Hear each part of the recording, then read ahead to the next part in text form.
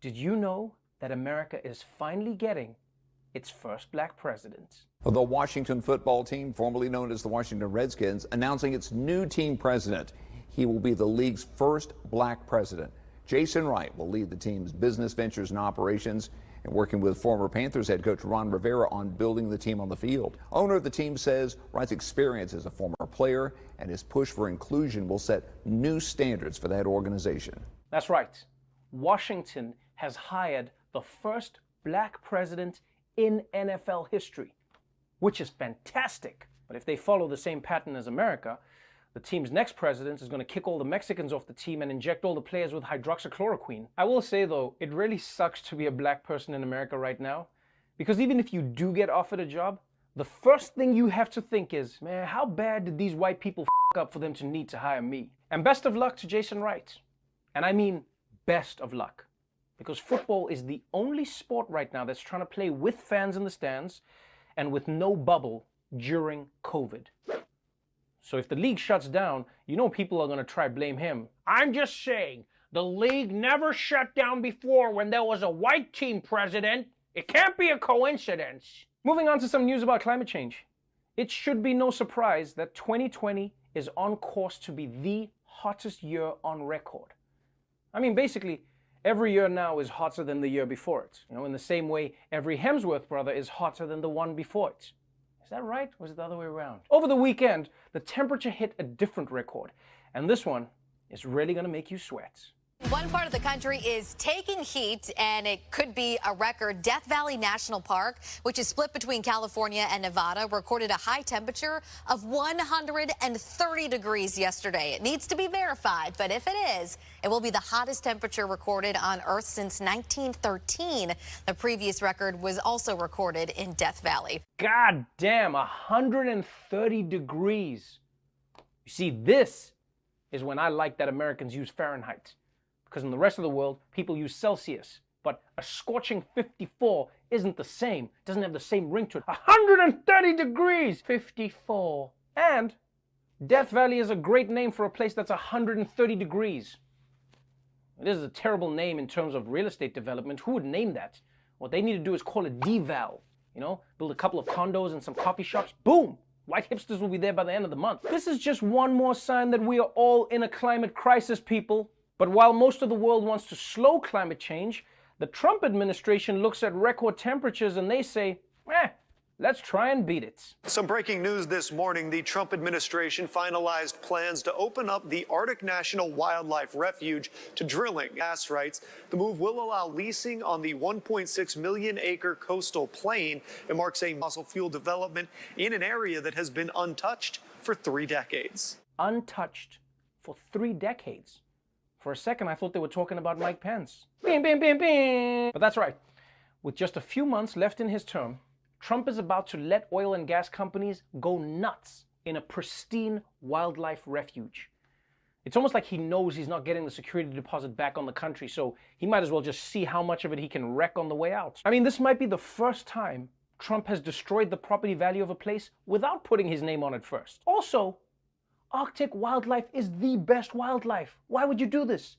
Penguins, polar bears, seals, they're all amazing. They're magical.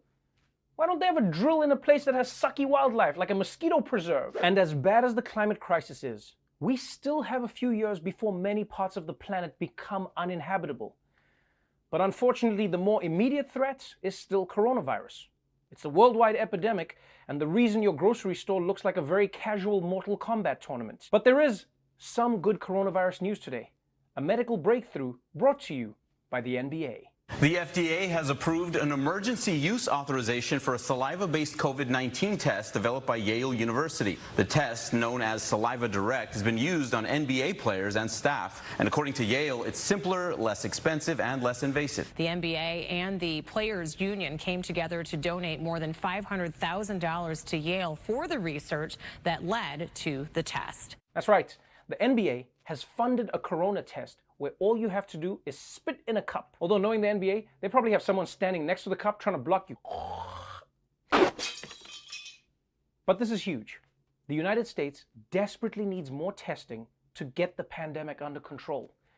And a simple test where you can just spit into a tube, that could change everything. I mean, it's much easier than that test where you have to tickle your doctor, you know? Was that guy a real doctor? It was weird that we met under a bridge. Huh.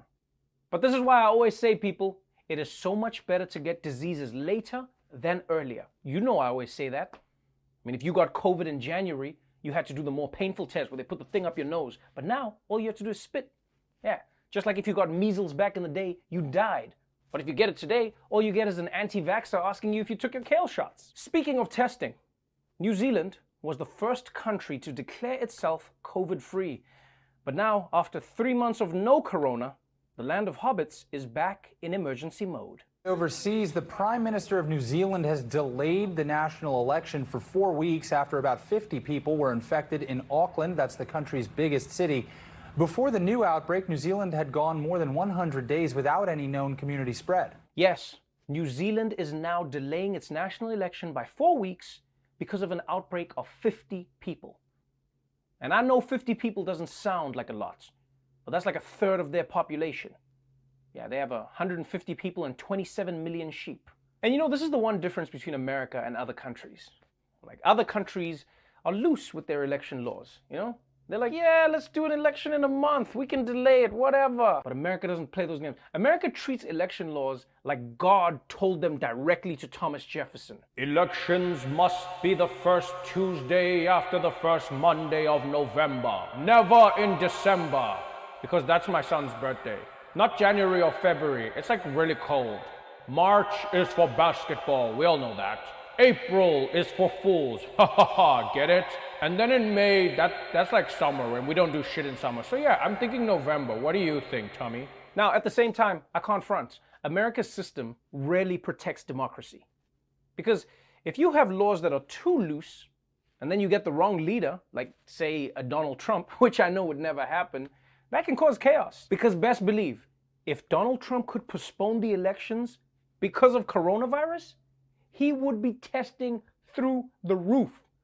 Hell, he'd probably pretend to get coronavirus every single month. Guys, I'm afraid we're gonna have to postpone the election for 2 more years. Cause like, you know that feeling when you're not sick, but you're gonna be sick? That's totally me right now. Sick-ish, but not, but totally sometimes could be.